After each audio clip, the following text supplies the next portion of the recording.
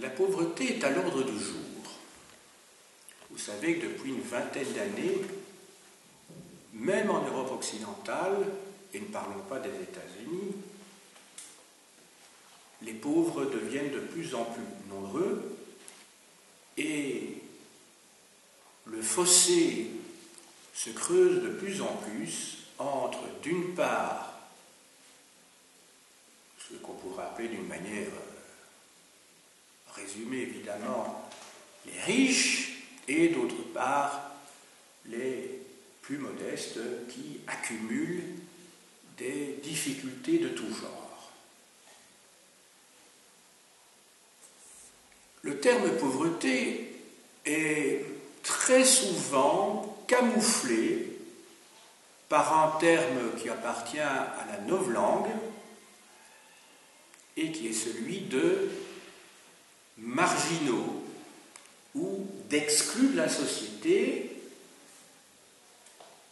catégorie qui regroupe toute une série de gens qui ont des problèmes matériels ou sociaux, voire moraux, par rapport à la norme et par rapport, je dirais, au contexte dominé par les possédants, pour faire bref.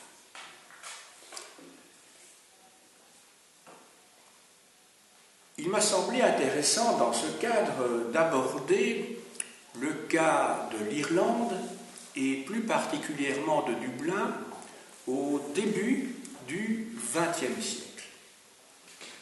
L'Irlande, en fait, a été conquise et colonisée par la force au XVIIe siècle par l'Angleterre,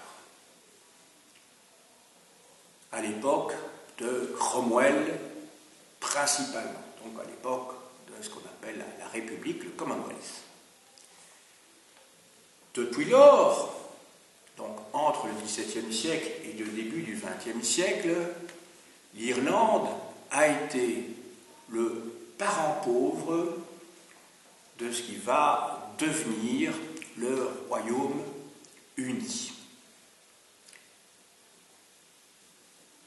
Au XIXe siècle, l'Irlande est le théâtre de graves crises alimentaires et je pense bien entendu ici en particulier à celle qui va sévir à partir de 1847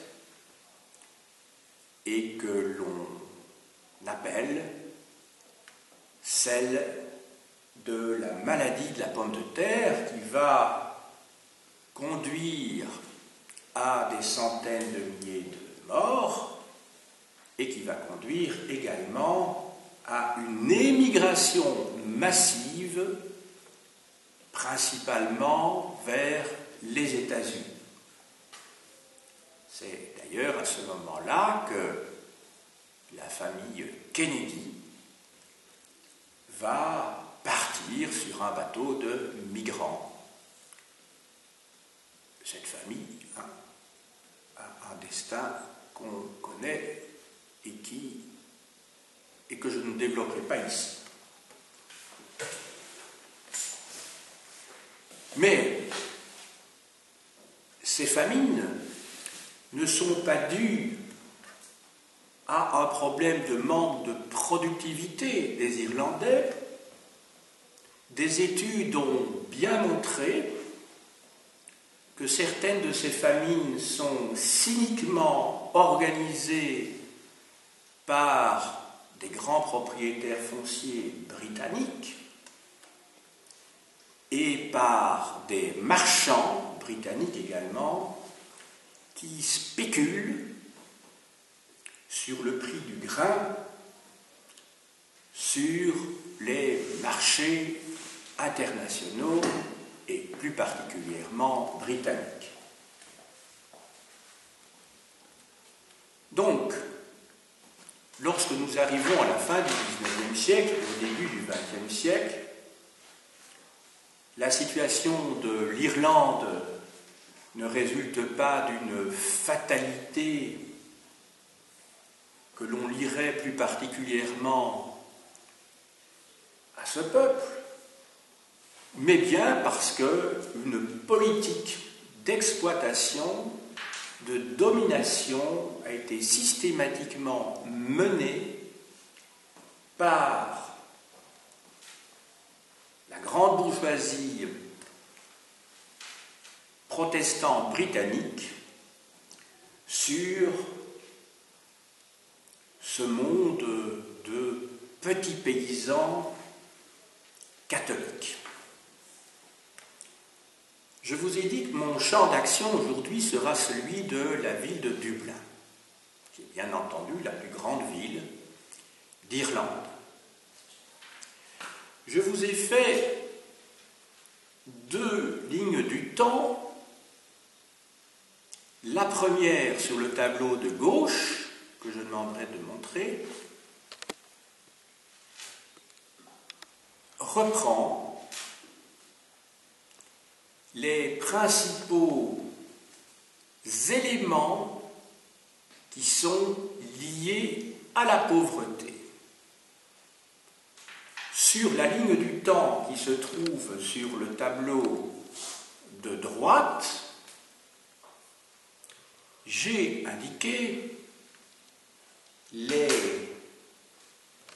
remèdes, les tentatives de solution qui ont été proposées pour résoudre pendant la même période, entre 1889 et le début des années 1920, le problème de la pauvreté.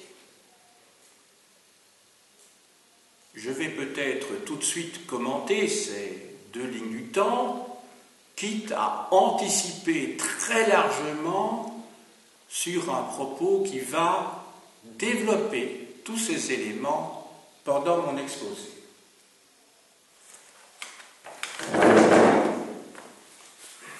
Alors, nous allons commencer par les problèmes qui se posent. Vous allez voir que ces problèmes ont été entourés en rouge. Vous allez voir également que le problème démographique qui est lié à une mortalité très importante vient au premier plan. Vous verrez également que le problème de la pauvreté apparaît également dans 2 rubriques. J'ai indiqué aussi sur le plan démographique que, puisqu'on a des enquêtes qui sont extrêmement nombreuses et des rapports qui n'arrêtaient pas de se succéder à l'époque, on a des chiffres précis, puisque nous sommes à l'ère statistique, les statistiques étaient très à la mode, pour la période qui nous intéresse. Donc nos sources sont des sources nombreuses. Entre 1889 et 1911, date d'enquête ou de rapport, il apparaît que la population de Dublin croît de 25%, ce qui est considérable. Hein? Donc, en 20 ans, la population croît de 25%. Vous allez voir que plus précisément, j'ai indiqué que en 1910, on a des chiffres précis, 42% des workhouses, en fait ce sont littéralement des maisons de travail, donc des ateliers où les misérables étaient obligés de travailler, ça n'avait rien du tout à voir avec ce qu'on appelle des ateliers protégés à l'heure actuelle pour les handicapés. Voilà. Il y a dans ces workhouses 40% de décès par an. Vous imaginez l'hécatombe. Alors que dans les workhouses des grandes villes au Royaume-Uni à cette époque-là, il y a seulement 18% de décès par an. Regardez également, en 1910, il y a 30% parmi les décès qui sont ceux d'enfants de moins de 5 ans. Donc vous voyez qu'il y a une mortalité infantile extrêmement importante. Vous voyez également qu'entre 1889 et 1908, il y a un taux de 26% de décès par an à Dublin, alors que pour l'ensemble des villes de dimension comparable au Royaume-Uni, il y a un maximum de 20% au niveau du taux de décès par an. Donc on voit tout de suite une différence énorme, puisque c'est 20% maximum. Donc on est souvent à 18%, tandis qu'à Dublin, 26% taux de décès par an. Donc ici, ce ne sont pas seulement les pauvres, entendons bien, c'est sur l'ensemble de la population de Dublin, et ici c'est sur l'ensemble la population des grandes villes au Royaume-Uni. Donc Irlande, Angleterre, Pays de Galles, Écosse réunis. Entendu? Voilà. Donc on voit tout de suite que ces chiffres en termes de population nous informent, ce sont des symptômes très évidents, et plus que des symptômes d'ailleurs, sur un phénomène qu'il s'agit d'identifier.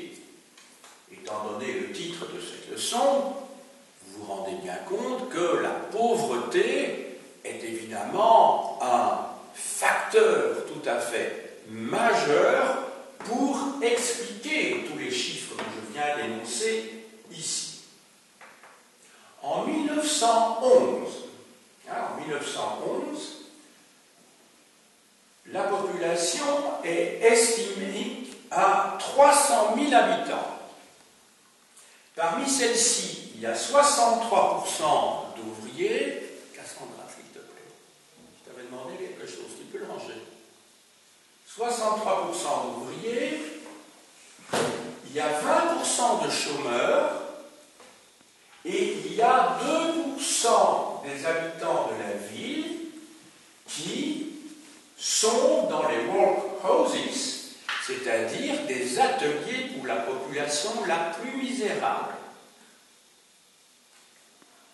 Alors maintenant, nous allons reprendre tout ceci en détail dans la rubrique donc problème de la pauvreté. Alors, j'ai divisé mon sujet en deux parties.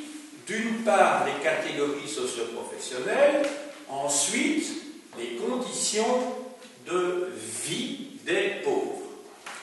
J'ai essayé d'organiser mon tableau ici de telle manière que je parte du plus élémentaire, l'alimentation, ensuite le logement, puis l'habillement. Quant à la santé, bien entendu, c'est quelque chose de tout à fait essentiel, mais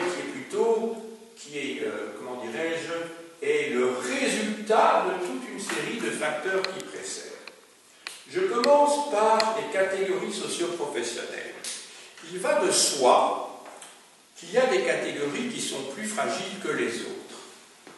Les personnes âgées, les handicapés, par exemple, mais aussi deux catégories de la population qui sont particulièrement fragiles.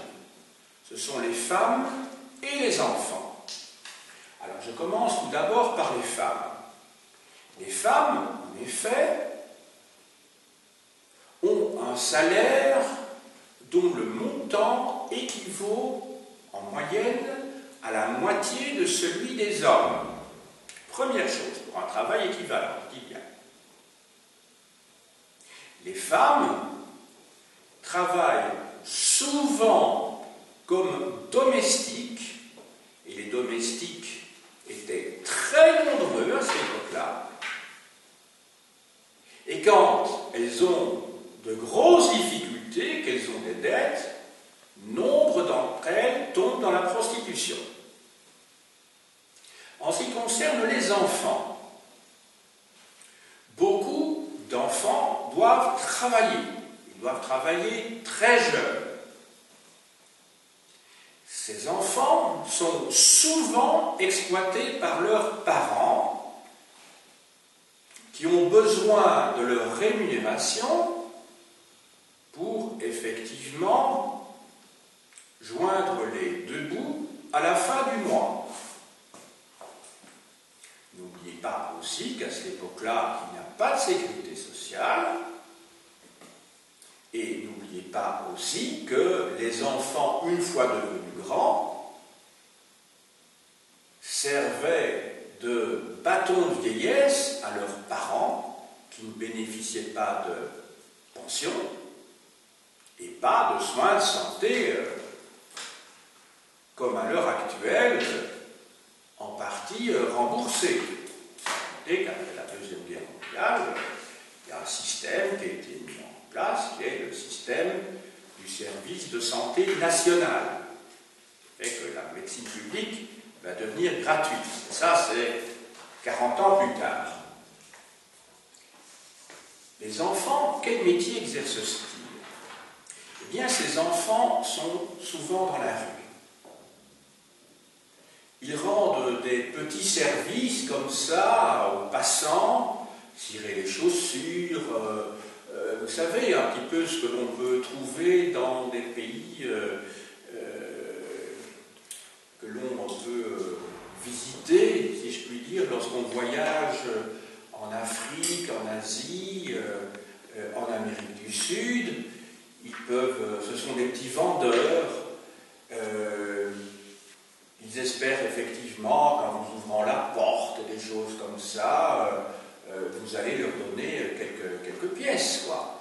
Vous voyez un petit peu ce que je veux dire. Ces enfants sont aussi des vendeurs de rue, peuvent vendre des journaux ou autres. Ces enfants sont aussi des petits chanteurs qui espèrent là aussi avoir quelques piécettes. Beaucoup d'enfants ne pensent qu'à une chose, c'est quitter le domicile des parents où ils sont exploités, mais pour vivre leur propre vie et être indépendants. Dès qu'ils le peuvent, dès qu'ils sont adolescents, ils sont évidemment dans la misère. Mais c'est une misère qui n'est peut-être pas très différente de celle qu'ils connaissent dans le cadre de la suggestion à leurs parents. Voilà pour vous expliquer un petit peu la situation de deux catégories très importantes à Durban. Alors maintenant, on va passer aux conditions de vie. Les conditions de vie des pauvres. Il y a tout d'abord, au premier chef, leur alimentation. Un être humain ne vit pas que de pain, mais il vit d'abord et surtout de pain. Quand je dis de pain, je veux dire de nourriture, entendons-nous bien. C'est effectivement le pain qui est la nourriture principale, d'ailleurs,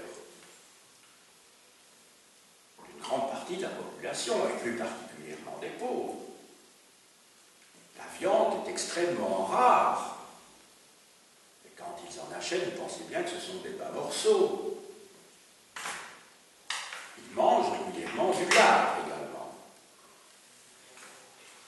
Quant au lait, eh bien c'est du lait largement écrémé, c'est pas du lait entier. Donc la plupart du temps, il a perdu sa valeur nutritive. Donc pour les enfants, vous imaginez qu'en matière de croissance, c'est vraiment pas l'idéal.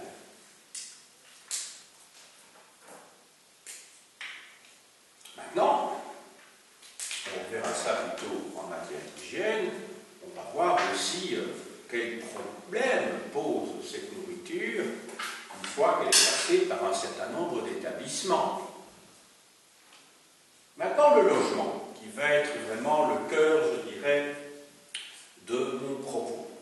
Et je dirais, parmi les problèmes de la pauvreté, c'est certainement un problème tout à fait majeur. Effectivement, après avoir satisfait ce besoin alimentaire qui est celui de l'alimentation, il faut pouvoir se protéger contre les intempéries, contre la pluie, contre le froid.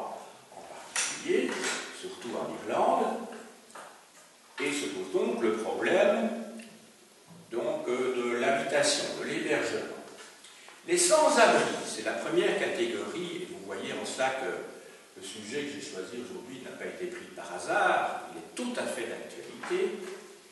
Le problème des sans-abri, eh bien, ce sont ceux qui n'ont vraiment rien comme revenu, et pour ces gens-là, il y a une loi de 1834 qui a été votée et qui les oblige à travailler dans ces fameux workhouses, donc ces ateliers, si je puis dire, qui ne sont pas vraiment des asiles au sens où on l'entendrait en tant que lieu de refuge ou protection. On en sortait plus mal et souvent les pieds devant, et c'était rarement un endroit où l'on trouvait une solution à ces problèmes, d'autant plus qu'il y avait contrainte, on n'avait pas le choix.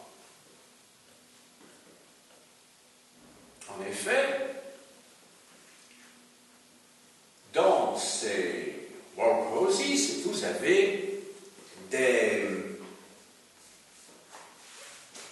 pauvres qui sont essentiellement d'ailleurs des vieux, des handicapés, des enfants, des veuves, des femmes seules, donc des populations donc déjà, j'allais dire naturellement, plus fragiles que les autres.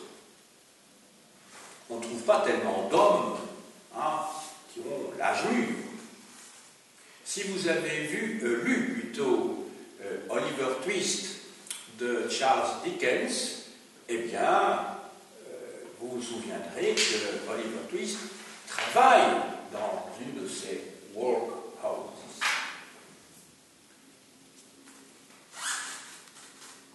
On y était brimé, on y était humilié,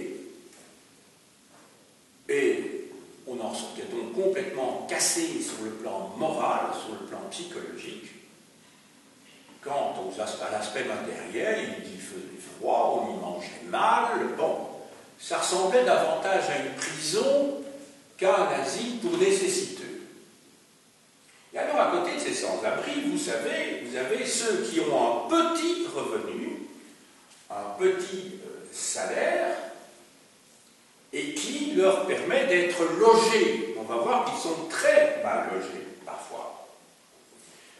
Si vous regardez mon tableau de gauche, vous allez voir qu'une enquête de 1913 permet d'évaluer le loyer à Dublin pour un logement modeste entre 1 et 10 shillings par semaine. Je dis bien 1 à 10 shillings par semaine. Alors que les ouvriers qui habitent ne touchent qu'un salaire ayant une moyenne de 18 shillings par semaine. Donc vous voyez ce que ça peut manger dans la part du budget que ce loyer. Donc ça peut être une part énorme. Je ne vous dis pas que quand vous avez un loyer à 1 shilling, peut-on encore parler d'une habitation. C'est évidemment, et on va le voir d'ailleurs maintenant, qu'il y a plusieurs catégories de logements. Parmi les logements disponibles, autrement dit ceux qui se trouvent sur le marché, qu'est-ce qu'on trouve? Eh bien, on trouve en fait ce que l'on pourrait appeler des appartements qui sont destinés à des familles, mais vous avez aussi des familles qui doivent vivre en grand nombre, et les chiffres que je vais vous donner vont vous sidérer. Ça fait un petit peu penser, vous savez, à ces bâtiments qui s'écroulent parfois en Inde à un moment donné, parce que c'est mal construit, ce sont des bâtiments de mauvaise qualité. Je ne parle pas des ateliers où les gens travaillent. Vous vous souvenez, peut-être, c'était il y a 2 ans, je crois, de ce bâtiment, je ne sais plus dans quelle ville, c'était pas à Calcutta ou au Bangladesh, je ne sais plus, où il y a tout un bâtiment, je ne sais plus combien nouvel étage qui s'est écroulé. Hein? Alors, il y a ce qu'on appelle, enfin je ne vais pas le dire en anglais parce que ça va compliquer les choses, donc vous avez des logements familiaux, c'est-à-dire des maisons où il y a 7 à 8 pièces. Donc une maison où il y a 7 à 8 pièces, qui correspondrait à notre époque à ce qu'on appellerait une maison unifamiliale. Hein? On trouve encore, je ne sais pas, moi j'habite Bruxelles, il y a beaucoup de maisons unifamiliales, j'imagine que à Charleroi, ça doit être la même chose, hein, avec 7 ou 8 pièces, avec 2 étages, parfois 3 étages, mais enfin pour une grande famille, quoi. Alors, tenez-vous bien, une enquête, donc des enquêtes ont été faites à plusieurs reprises par des inspecteurs, parce qu'il y avait des inspecteurs qui surveillaient un petit peu les conditions de logement parce que les propriétaires qui ne respectaient pas les conditions minimales d'hygiène et de construction, ou en tout cas de réparation, pouvaient se voir sanctionnés donc, par des pénalités financières. Eh bien, dans la moyenne de nombre de gens qui habitaient dans ces maisons avec 7 ou 8 pièces était de 50. 50, vous imaginez, pour 7 ou 8 pièces. Mais déjà, ça c'était la moyenne. Donc 50 personnes pour 7 ou 8 pièces. Vous voyez déjà le scénario. Alors maintenant, des inspecteurs, et ça c'est le chiffre le plus important qu'ils ont pu trouver, c'était celui de 98. Vous entendez bien, donc presque 100 habitants vivant dans 7 ou 8 pièces, dans une maison. 100. Donc vous imaginez la promiscuité, l'absence totale d'intimité. Ça ne vaut même pas la peine d'en parler, ça va de soi, hein, parce que bon, imaginez la densité au mètre carré, pratiquement, hein, c'est incroyable. Mais aussi les conditions d'insalubrité. Et ça, évidemment, participe évidemment de la mortalité. On va le voir dans un instant. Et vous voyez ici, je passe à la qualité des logements. On a déjà vu les loyers, qualité des logements et l'aspect démographique, c'est-à-dire la surpopulation. Alors, essayez d'imaginer des logements comme ça, donc des maisons de 7 ou 8 pièces, avec donc une cinquantaine d'habitants. Et je peux vous dire que, bon, moi, j'habite dans une rue Saint-Gilles, donc quartier de Bruxelles, et dans ma rue, les 2 maisons contiguës, à ma gauche et à ma droite, et là c'est banal, mais enfin, ça n'a rien d'exceptionnel, bon, c'est pas la pauvreté, même la maison qui est à gauche, enfin, en regardant la maison, c'est à droite, mais peu importe, c'est sans intérêt pour vous, il y a des étudiants, des jeunes travailleurs qui sont pas pauvres, ce sont même des petits bobos, si je puis dire, hein, et ils vivent, bon, ils sont à 2 ou 3 par étage. Bon, rien d'exceptionnel, hein, je veux dire, c'est banal, surtout quand on est jeune, quand on est étudiant, quand nous savons on appelle un cote, hein, c'est tout à fait banal. La maison maintenant qui se trouve à gauche de la mienne, c'est une maison, elles sont toutes identiques, hein, c'est comme en Angleterre, c'est plusieurs maisons tout à fait identiques les unes à côté des autres, sauf que celle de gauche est près du coin, donc elle est nettement moins profonde. Elle a certainement au moins 2, si pas 3 mètres en moins en profondeur. Là, ce sont les réfugiés politiques, je ne vous dis pas l'état de la maison, et dans cette maison, il y a eu jusqu'à un moment donné, jusqu'à 15 personnes. Donc ça veut dire près de 3 ou 4 personnes par pièce ou double pièce. Ça fait quand même beaucoup. Alors moi, évidemment, je suis un petit peu honteux d'habiter seul dans une maison similaire à ceux qui habitent à gauche de chez moi et à droite de chez moi. Hein? Même si c'est pour le même cas, je me sens, hein, je me dis qu'il y a quand même un vrai problème au niveau du logement.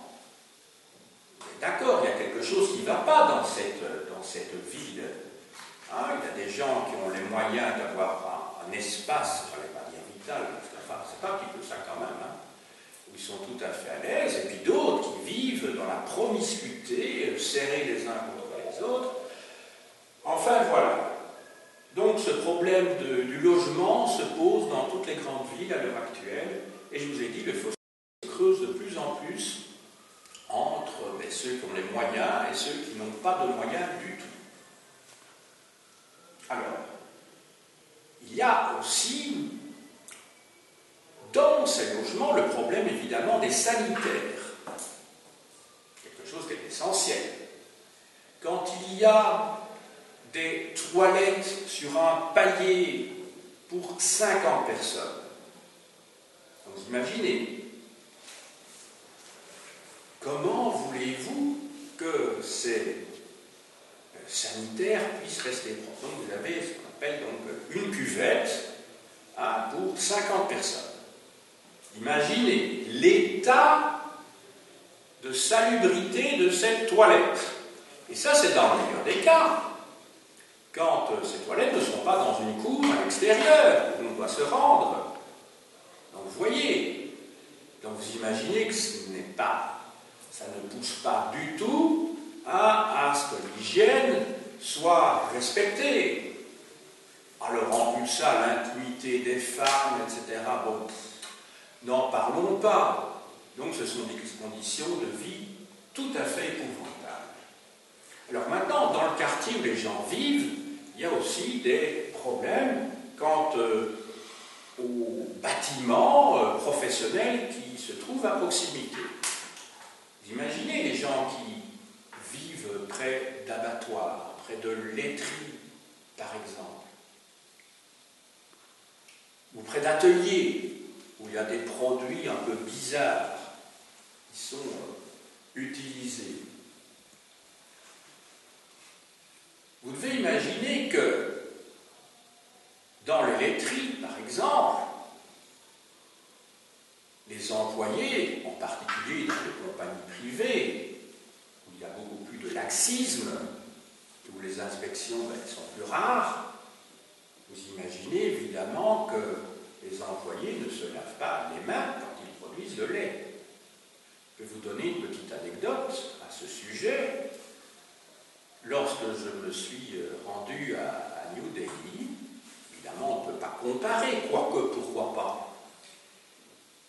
Pour vérifier la qualité du lait, j'ai vu des clients au marché tremper leurs mains, vous imaginez la couleur des mains également, tremper leurs mains dans le lait pour voir s'il était solide ou liquide. Parce que plus il est liquide, ça veut dire qu'on a ajouté évidemment souvent beaucoup d'eau pour diluer le lait et en faire plusieurs évidemment récipients. Tandis que quand le lait il colle un petit peu à votre main, ça veut dire que la qualité est meilleure. Sauf que, bon, imaginez. J'ai vu aussi sur, c'était pizza, sur les marchés à Delhi, à un moment donné, je vois quelque chose qui est tout noir sur un étal. Je me demande ce que c'est. Et puis à un moment donné, il y a le vendeur qui évente, je dirais, et je vois que c'était un morceau de viande en dessous. C'était toutes des mouches, des grosses mouches noires. On peut se douter qu'elles étaient en train de pondre. Donc vous imaginez que les gens mangent cela. Donc vous devez imaginer qu'à cette époque-là, on devait se trouver devant des phénomènes semblables, donc des problèmes d'hygiène, des problèmes de maladies, d'épidémies qui pouvaient se répandre très très rapidement. Alors maintenant, l'habillement.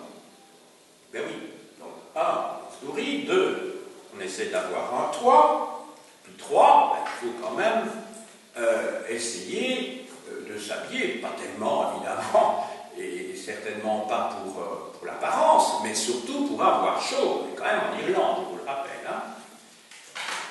Il y a un climat maritime, froid, il pleut beaucoup.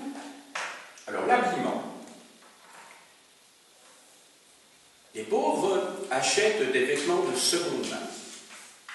Donc, c'est-à-dire des vêtements de seconde main qui sont usés, qui ne tiennent pas longtemps, mais ils n'ont pas le choix. Vous savez que le marché marché de vêtements de seconde main est devenu monnaie courante également dans nos villes, sauf qu'il y a des gens un petit peu même snobs qui n'hésitent pas à aller dans les magasins où on vend des secondes mains, parce qu'on y trouve parfois des très belles choses, d'ailleurs, des gens qui n'ont mis qu'une ou deux fois des robes de soirée ou des choses comme ça. Même il y a des robes de mariage qu'on peut acheter en seconde main, c'est vrai que ça ne sert qu'une fois théoriquement. Hein, donc voilà. Mais donc ici, ce n'est pas de ces vêtements-là dont je parle, évidemment. Donc ce sont des vêtements tous les jours. Ces vêtements, ben, ils ne sont pas toujours très chauds. Beaucoup d'enfants et de gens qui n'ont pas les moyens circulent à pieds nus dans les rues.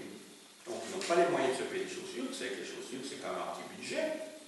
Beaucoup plus cher que des vêtements, en fait. Hein. Et alors, il y a un problème majeur aussi. C'est le problème de l'hygiène. Vous achetez des vêtements de seconde main, parfois c'est deuxième, voire troisième main. Vous imaginez tout ce qu'il peut y avoir dans ces vêtements, des poupes et autre chose. Pensez bien que quand on vend des vêtements de seconde main, on ne passe pas à la machine à laver qui n'existait pas d'ailleurs à cette époque-là. Donc c'est vendu en vrac, et vous imaginez tout ce qui peut traîner dans ces vêtements. Donc c'est toutes des choses auxquelles on ne pense plus à l'heure actuelle, parce que c'est devenu tellement évident de laver ses vêtements, d'avoir un toit, quoique ça devient difficile.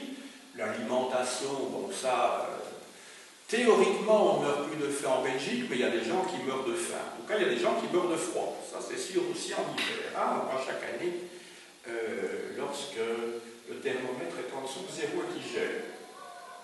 Alors je passe, et c'est une conclusion tout à fait logique, au problème de la santé. Je vous ai déjà évoqué dans les minutes qui précèdent les problèmes d'hygiène. Problèmes d'hygiène tout à fait majeurs. Les maladies sont très fréquentes. Elles conduisent parfois, et je dirais même souvent, à la mort. Rappelez-vous les chiffres que je vous ai donnés tout à l'heure. 30% des morts à Dublin sont des enfants qui ont moins de 5 ans. Ce sont évidemment les plus fragiles. C'est tout à fait logique. Les gens meurent souvent, ou plutôt les maladies les plus fréquentes sont les maladies respiratoires, et au premier chef de ces maladies respiratoires, vous avez bien sûr la tuberculose et les maladies digestives. Bien sûr, les maladies digestives. Vous imaginez tout ce qu'ils mangeaient, hein, la qualité, si je peux parler de la qualité de l'eau aussi. Il n'y avait pas d'eau courante, hein. Et puis alors il y a toutes ces eaux stagnantes que l'on trouve dans la rue, que l'on trouve, vous voyez, il y a les égouts qui débordent, etc. Donc c'est vraiment dégoûtant. Donc vous imaginez tout ce qui peut traîner comme microbes. Ce qui explique évidemment tout cela, l'espérance de vie, hein, qui n'est pas bien longue, bien sûr.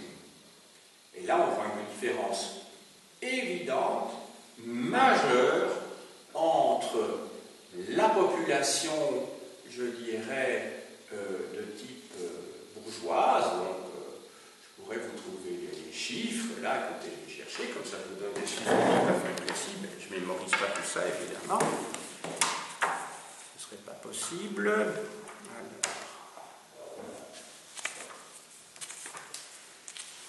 Alors, le rapport de 1910 sur l'état de la santé publique indique que si le taux de décès était de 16,5, alors là, ce n'est pas des pourcents, ce sont des pour 1000. Ah, excusez-moi, oui, pardon, j'ai dit des pourcents, c'est des pour 1000, une grosse erreur. Hein. Je ne sais pas pourquoi j'ai mis des pourcents au tableau. Hein. Oui, pour les taux de décès, je ne sais pas pourquoi j'ai dit tout ça. C'est une très, très grosse erreur. Ce sont évidemment des pour 1000. Ça me semblait aussi être des chiffres faramineux. Là-bas, mais là, c'est bien des pourcents. Pour l'augmentation de la population, donc, compléter ce que j'ai indiqué. Hein. Donc, c'était de grosses erreurs. Heureusement que je le vois maintenant. Alors, donc, le rapport de 1910 sur l'état de la santé publique indique que si le taux de décès était de 16,5 pour 1000 pour les professions libérales, de 16 pour 1000 dans les classes moyennes et de 16,8 pour 1000 chez les artisans petits commerçants, donc vous voyez c'est le même taux, hein, les mêmes taux, il était de 23 pour 1000 chez les ouvriers. Voilà. Ah non, les 42%, c'était bien les 42 là, pour les décès, c'était bien des pourcents. Oui, c'est ça qui m'a un petit peu perdu. Là, c'est bien 42%, parce que sinon, effectivement, c'était pas remarquable.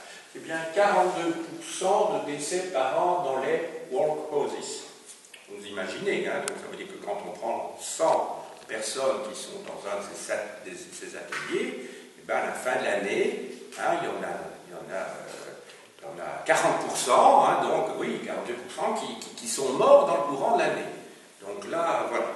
Ça va? Donc il faut bien distinguer les deux. Hein. Mais bon, excusez-moi, et là, c'est bien les pourcents nouveaux. Je ne sais pas, mais c'est parce qu'on met les pourcents effectivement avec les pour 1000. Donc ça, ce sont des pourcents, et là, ce sont des pour 1000. Excusez-moi, ça va? Pourcent pour 1000. Oui, mais alors il y a quelque chose qui va pas bien, c'est dans le livre qu'il y a quelque chose qui va pas. Attendez, je regarde. Où il y a dit les pour 1000. Ben oui, tout ce que j'ai écrit correspond au tableau statistique que j'ai devant les yeux. Donc moi je vous dis les chiffres que j'ai devant les yeux. Donc ce qu'on en fournit, c'est le 26 et le 20%. Voilà, donc ça correspond. Donc 42% de décès par an dans les workforces, 30% des morts sont des enfants. Par contre, les taux de décès par an, là c'est 26 pour 1000, alors que c'est 20 pour 1000 ailleurs aux États-Unis. Hein. Voilà. Et par contre, 25% d'accroissement de la population pendant cette période de 20 ans. Hein. Voilà. C'est un peu ça qui m'a perturbé, j'étais distrait. Voilà. On arrive maintenant aux remèdes. Les remèdes. Alors, la conclusion qu'on pourra en tirer, c'est évidemment que ces remèdes sont tout à fait insuffisants. Vous voyez que j'ai distingué d'une part ce qui relève des secteurs, donc autrement dit aux problèmes, et d'autre part les acteurs, que ce soit les subsidiants ou d'autre part le prolétariat. Alors, il y a différentes mesures qui vont être prises. Alors, regardez, j'ai mis ici dans un tableau que je résume, voilà, les mesures les plus importantes. Il y a dès 1892 une loi qui rend l'école obligatoire jusqu'à 14 ans. Je vous rappelle, je vous l'ai déjà dit d'ailleurs dans un cours il y a une quinzaine, vous vous souvenez, hein, il y a une quinzaine de jours, que la Belgique est vraiment très à la traîne. Hein. Je vous avais expliqué qu'il y a les lois de 1880 à 82 en France, les lois de Jules Ferry, qui rendent l'école obligatoire, gratuite et laïque. Dès 1881-82. Ici, on est en 1892, on est en Irlande. Alors qu'en Belgique, je vous ai dit qu'il faut attendre 1914. Donc, il y a tout juste 100 ans. Hein. Je crois qu'il faut faire de temps en temps ces chronologies et des parallèles pour voir ce qui se passe en même temps dans les différents pays. Alors, vous voyez la flèche, ici, ceci va conduire à ce qu'en 1914, donc l'année même où le Parlement belge vote, c'est un gouvernement catholique qui est au pouvoir à ce moment-là, donc au moment de la déclaration de guerre, alors qu'en Belgique, à ce moment-là, c'est seulement à ce moment-là que l'enseignement primaire devient obligatoire. Donc, en Irlande, en 1914, 93%, là c'est bien des pourcents, voilà, de la population de Dublin jusqu'à 9 ans, c'est lire et écrire. Vous voyez, c'est un chiffre tout à fait remarquable. Là-dedans, ça comprend la population pauvre. N'oubliez pas que, il y avait en 1911, 63% d'ouvriers. 63% d'ouvriers. Ici, on est en 1914, donc c'est pratiquement les mêmes dates. 93% de l'ensemble de la population de Dublin, donc prolétaires y compris, enfants de prolétaires y compris, jusqu'à 9 ans, qui sait lire et écrire. Excusez-moi, au-delà de 9 ans, c'est stupide, attendez. Non, jusqu'à 9 ans, excusez-moi. Jusqu'à 9 ans. Je ne vais pas perdre mon latin. Jusqu'à 9 ans. Évidemment, puisqu'il y a des adultes qui n'ont pas suivi la scolarité obligatoire et qui, effectivement, restent analphabètes. Bien ça. Alors, en 1908, une loi est votée sur les petites pensions de vieillesse. Donc, les vieux ne devront plus aller dans ces hospices qui n'en étaient pas, où ils étaient maltraités, et d'ailleurs où ils ne survivaient pas longtemps. En 1910, mais là c'est tout à fait dérisoire, le principe est là, c'est tout à fait dérisoire, il y a 6 assistantes sociales pour l'ensemble de la ville. C'est rien du tout, évidemment, quand vous voyez l'importance de, comment dirais-je, du problème de la pauvreté, c'est rien du tout, mais en tout cas le principe est là, même si c'est tout à fait dérisoire. 1914, alors là, c'est de nouveau un élément qui est positif, mais qui est tout à fait dérisoire, on va le voir ici dans le détail. Il y a un budget destiné à la pauvreté pour l'ensemble du Royaume-Uni. Ce budget est de 70 millions de livres sterling. 70 millions de livres sterling, donc de l'époque, bien entendu. Mais ça reste dérisoire, je peux vous le dire, par rapport à l'immensité du problème. Enfin, en 1923,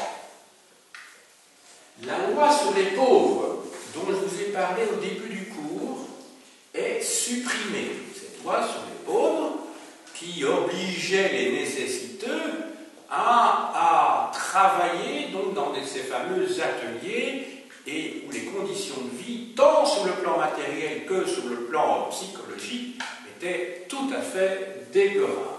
Cette loi qui avait été votée en 1834 et qui va donc être pendant près de 90 ans appliquée. À cette date-là, l'Irlande est devenue indépendante.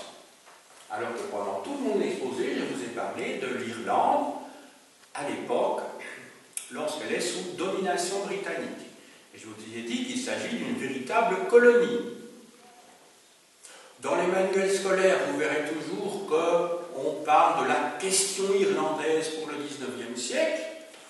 On y parle effectivement des problèmes de la pauvreté, mais on insiste surtout sur un élément qui est quand même pas le plus important, sur le problème politique du droit de vote, sur le fait qu'il y a des catholiques, etc. Mais le problème le plus important, c'est quand même celui des revenus des gens, des conditions de vie et de la pauvreté. Alors maintenant, je vais poursuivre ici par les différents secteurs. Donc, différents secteurs. Pour les secours urgents, il y a des mesures qui sont prises, mais tout à fait insuffisantes. De la même manière que pour le logement, donc des mesures sont bien prises, donc je suis bien dans les remèdes. Mais j'insiste sur le fait que ces solutions sont très faibles. Et on va voir en conclusion pourquoi elles sont très faibles. Donc, il y a des solutions. Le secours urgent, maintenant, ça correspond à ce que nous appelons, nous, le SAMU social. Ça existe en France, ça existe en Belgique. Ce sont pour les personnes qui n'ont rien de rien. Pas le moindre revenu, y compris pas le moindre revenu de substitution, comme les allocations du CPS. Je ne parle même pas du chômage, c'est l'aristocratie, si je puis dire. Ça peut paraître scandaleux ce que je dis, Il y a des gens qui sont au chômage, il y a des gens qui sont au CPS, et puis il y a des gens qui n'ont même pas droit au CPS, et qui sont en fait au SAMU social. Et encore, ce sont ceux que l'on a pu, comment dirais-je, identifier, guider vers un SAMU social, parce qu'il y a des gens qui n'ont même pas de SAMU social, même s'ils pourraient l'avoir, hein, qui sont clandestins, qui se cachent. Hein, où l'on trouve parfois quasiment morts de froid en plein hiver. Et donc le SAMU social, c'est vraiment la bouée qui permet d'avoir la tête hors de l'eau. Alors, des mesures sont prises, je vous ai dit, en matière d'éducation. Alors l'éducation, oui, parce que je ne vous ai pas dit à quoi servent ces assistantes sociales. Elles sont là, en fait, pour indiquer et expliquer aux mères de famille quelles sont les conditions élémentaires d'hygiène pour élever leur progéniture. Des gestes tout à fait essentiels pour éviter que les enfants, après avoir laissé traîner leurs mains, je ne sais pas où, les mettent en bouche ou des choses comme ça. Ce qu'il faut faire pour laver le linge et des choses comme ça.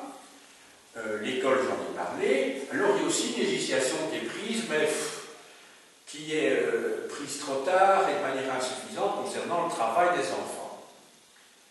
L'hygiène et la santé, j'en ai parlé longuement. Alors maintenant, quels sont les acteurs qui essayent de résoudre les problèmes liés à la pauvreté? Il y a d'une part ceux qui subsidient, et alors il y a ensuite ceux qui sont subsidiés.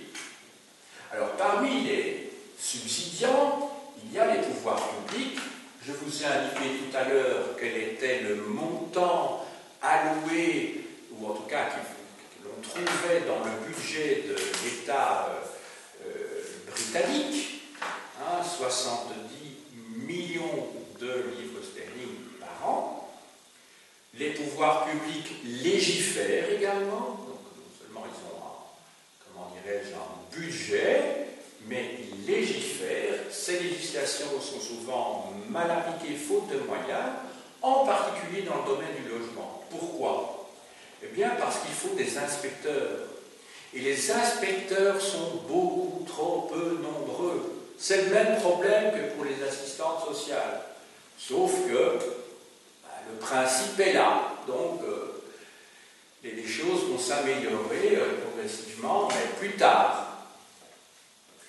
Il y a aussi les associations privées. Et au premier chef de ces associations privées, vous avez l'Église. Il ne faut pas oublier que l'Irlande est un pays catholique. Donc il s'agit bien de l'Église catholique. Il y a aussi des églises protestantes qui interviennent, mais c'est surtout donc l'Église catholique. Là, je dirais même que Irlandais et catholiques sont presque des synonymes. Un peu, ben oui, parce que c'est un moyen pour les Irlandais de marquer leur identité face aux Anglais, qui étaient protestants. De la même manière que Polonais et catholiques, ce sont quasiment des synonymes. Pourquoi? Parce qu'ils ont été sous la domination russe pendant tout le courant du XIXe siècle, et puis ensuite, ils sont devenus, donc, comme vous le savez, après la Deuxième Guerre mondiale, un satellite de l'URSS, et la religion catholique est un moyen de résister, dans un premier temps, à la religion orthodoxe au XIXe siècle, jusqu'à la fin de la Première Guerre mondiale, et après la Deuxième Guerre mondiale, c'est un moyen de résister au communisme. Et vous savez que le syndicat Solidarność, en 1980 a eu un rôle essentiel, je dirais, dans la démocratisation qui va aboutir en 1988 à la reconnaissance du syndicat Solidarność et à tout ce processus qui a conduit à la démocratisation, donc la démocratie de la Pologne. Alors, il y a des compagnies privées qui vont construire quelques milliers de logements, 2 ou 3 000, mais ça ne représente pas grand-chose. Et alors, il y a l'aide philanthropique, c'est-à-dire des particuliers, des bourgeois qui veulent se donner bonne conscience, des bourgeois aussi, je dirais, qui quand même ont conscience pour les problèmes sociaux. Il ne faut pas croire que parce que vous êtes un bourgeois, vous êtes obligatoirement un égoïste, mais vous raisonnez en termes de philanthropie, c'est-à-dire en termes de charité, et pas en termes de solidarité qui doit être basée sur l'impôt, ce qui n'est pas la même chose. Alors, maintenant, il reste un acteur, le prolétariat. Le prolétariat va s'organiser en syndicat et va organiser un certain nombre de grèves. Mais entre la revendication, passer de la revendication à la concession du pouvoir, c'est un long chemin qui ne produira pas évidemment ses fruits avant 1914, ça c'est sûr. Donc c'est pas, ça se situe tout à fait, regarde la grande grève c'est 1913, mais c'est tout à fait à la fin de notre période.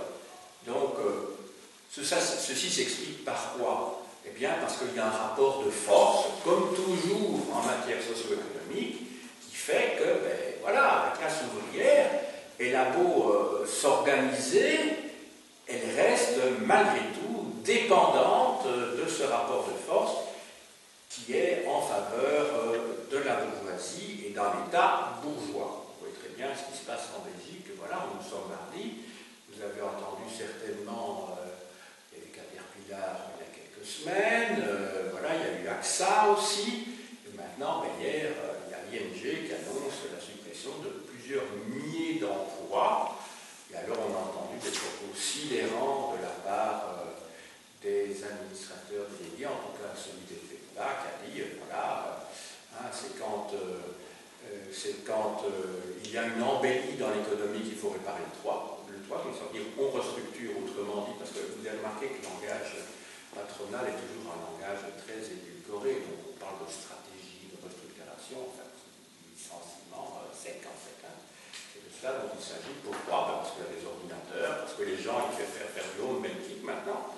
Voilà. Et si vous n'acceptez pas de rentrer dans le système du home banking, tous ces frais vous sont comptabilisés. Donc il y a un rapport de force vis-à-vis de la clientèle qui conduit, voilà, parce que la clientèle doit se plier aux lois du marché, et alors ne parlons pas des employés, puisqu'on va fermer plusieurs centaines d'agences, sauf erreur de ma part.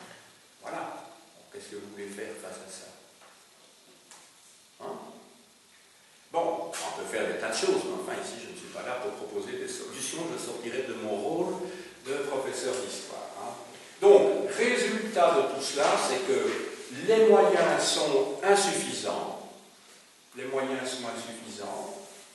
En plus de ça, il y a une mauvaise organisation, une mauvaise coordination entre les différents acteurs, j'allais dire économiques, qui interviennent pour résoudre le problème de la pauvreté, qu'il s'agisse des pouvoirs publics, des différentes associations privées ou du côté des particuliers. Donc, ça n'a pas donné grand-chose. Conclusion maintenant. Conclusion.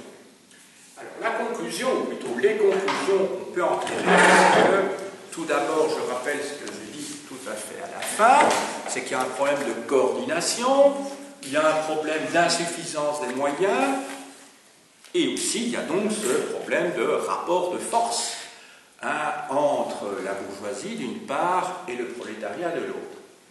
Il y a aussi le fait que, avant la Première Guerre mondiale, donc, l'Irlande fait partie du Royaume-Uni.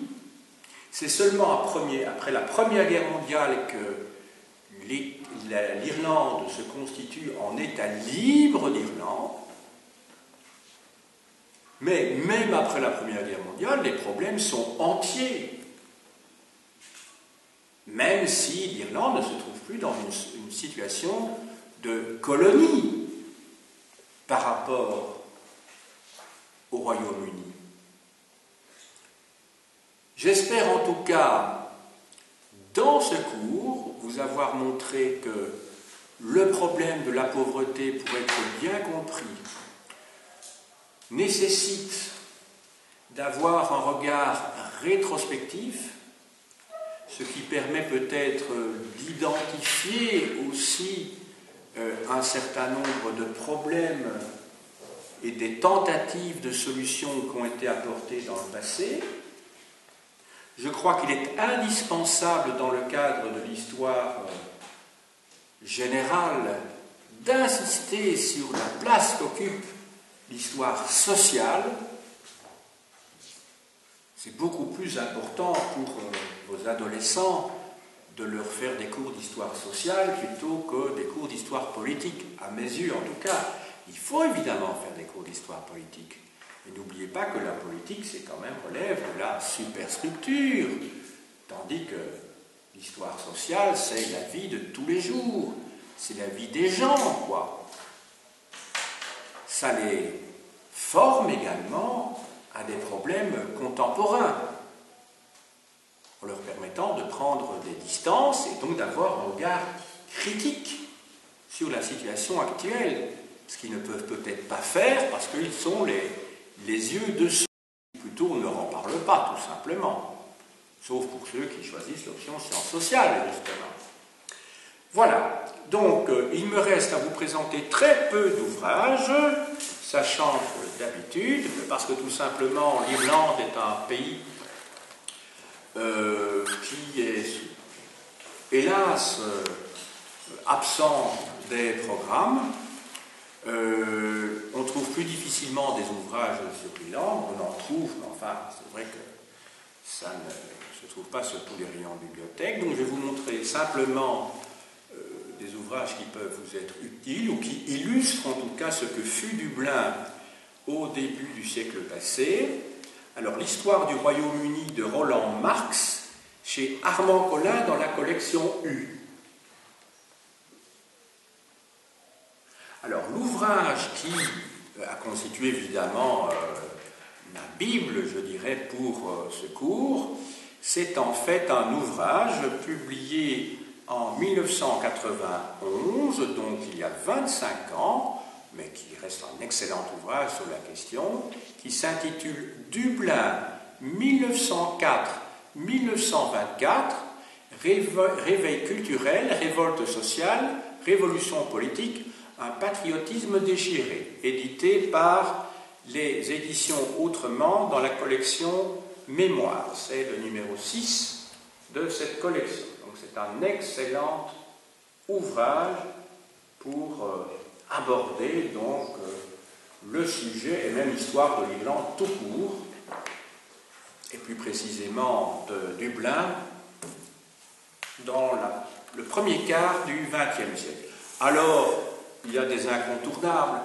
Il y a un auteur universel très très important qui a vécu à Dublin et qui a décrit dans ses romans, qui sont des romans qui appartiennent vraiment au premier rang de la littérature mondiale. C'est un auteur qui a révolutionné véritablement le roman moderne. Il s'agit bien sûr de James Joyce, qui écrit des ouvrages vraiment pendant la période qui nous intéresse.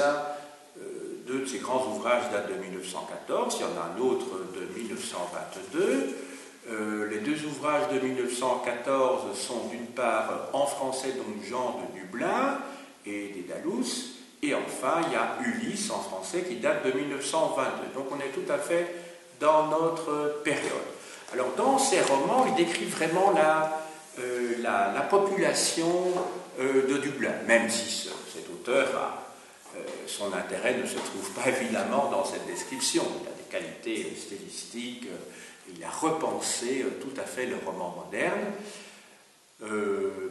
Joyce, si vous allez à Dublin, j'étais à Dublin il y a 3 ans, si mes souvenirs sont bons, et alors quand vous traversez la rivière qui se jette évidemment dans la mer, la rivière, quand vous prenez le pont par rapport au centre qui est derrière vous, vous allez sur une très grande avenue dont j'ai oublié le nom, et sur votre droite, c'est un petit peu l'équivalent petit des Champs-Élysées à Paris, mais en tout petit, vous avez donc une statue en métal de James Joyce, justement, qui est le grand écrivain de l'Irlande. Ce que je vous conseille aussi à voir à Dublin, c'est le musée d'histoire de la littérature irlandaise, et vous allez voir qu'il y a toute une série de grands auteurs qui sont des Irlandais, en fait. À côté de Joyce, vous avez évidemment Oscar Wilde, vous avez Bram Stoker, là vous savez, celui qui écrit Dracula, etc., etc. Donc c'est un musée à voir. Il y a le musée Joyce, évidemment. Alors, je vous montre ces ouvrages que je vous conseille vivement. Donc, en français, c'est Ulysse, donc en anglais, Ulysses. Alors, les gens de Dublin, oui, c'est dans Ulysses qu'il y a le fameux personnage, l'inénarrable Leopold Bloom. Alors, vous avez Jean de Dublin, donc en anglais c'est Dubliners. Alors, vous avez encore l'autre ouvrage que je vous ai cité, qui date de 1914. Vous avez Dédalus, donc en anglais c'est A Portrait of the Artist as Young. Donc, portrait de l'artiste, young man, donc comme une jeune personne. Alors, ceux qui connaissent l'anglais, qui sont un peu courageux, parce qu'il y a quand même un vocabulaire un peu particulier, je vous conseille donc les œuvres complètes de James Joyce en anglais. Vous avez des petites nouvelles dans les Dubliners, donc vous pouvez lire une page, 15 pages, vous avez une histoire complète. J'ai acheté ici ça donc à Dublin, justement, mais ça se trouve certainement dans toutes les bonnes librairies anglaises en Belgique. C'est les éditions Wordsworth, donc les œuvres complètes de James Joyce. Et vous avez sur la couverture, justement, un portrait de cet écrivain très très célèbre, très caractéristique par cette petite lunette ronde.